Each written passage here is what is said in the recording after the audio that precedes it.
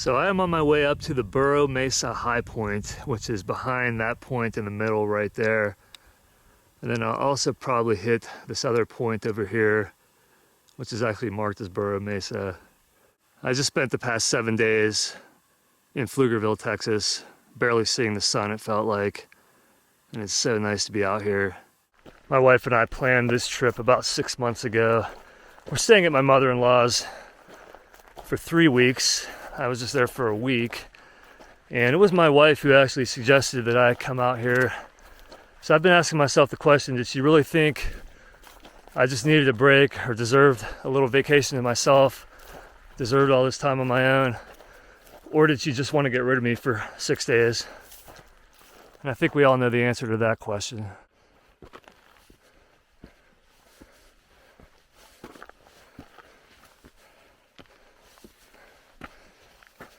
I've been working my way up the slope here, and let me show you what's behind me.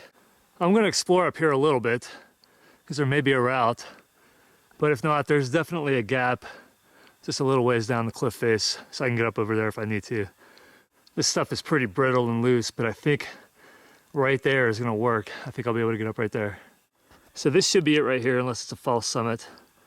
But either way, I have to get up there, and hopefully that's it.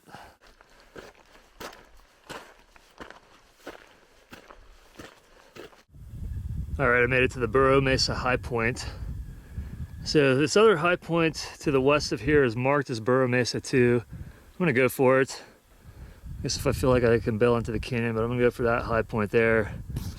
And then descend down into the canyon somewhere over there.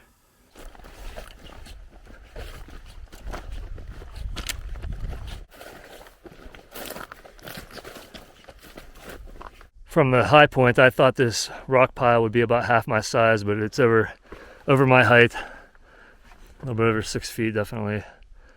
And I made it. I'm gonna get out to that other high point so I can get a little bit better view. Here's the view from the other Burro Mesa high point. The point marked as Burro Mesa, but not the true high point.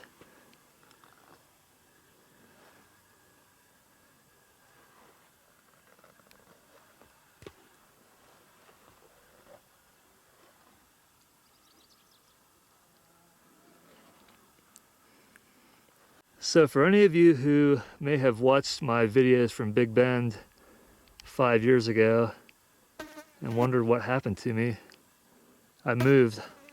My family and I relocated to the Phoenix area, about half an hour east of Phoenix.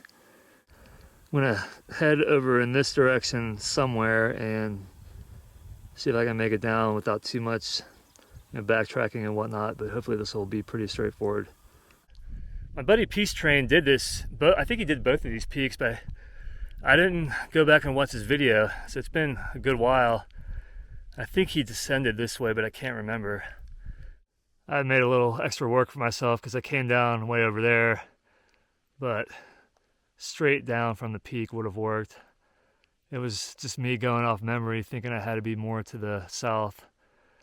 The point that's marked as Burro Mesa is up there, but I don't think in view right now. It's a little bit further back, but this is some pretty nice scenery here in this canyon.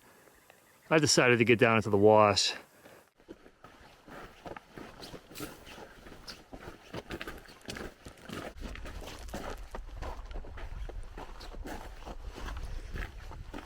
All right, I'm about to meet up with the trail. This is the Burro Spring Trail, which continues to the south.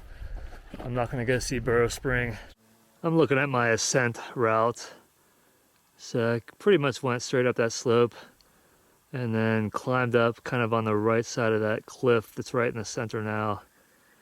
And then went up to the Burro Mesa High Point, which I think is out of view somewhere up there. Walked along the ridge up to the second high point. I'm all finished up. That was the Burro Mesa High Point, and the other point marked as Burro Mesa. I can see Burro Mesa High Point just barely sticking out on the left side of the cliff up there. So my watch stopped somewhere for probably about half an hour, and it probably was about 4 miles, maybe a little bit more, 2 hours, 45 minutes, something like that, 1,500 feet of elevation gain. And another named peak here at Big Bend checked off the list. So I'm gonna move on to my next destination, either the campsite or another peak, and we'll go from there and see what happens the rest of this week. All right, thanks for watching. Have a good day.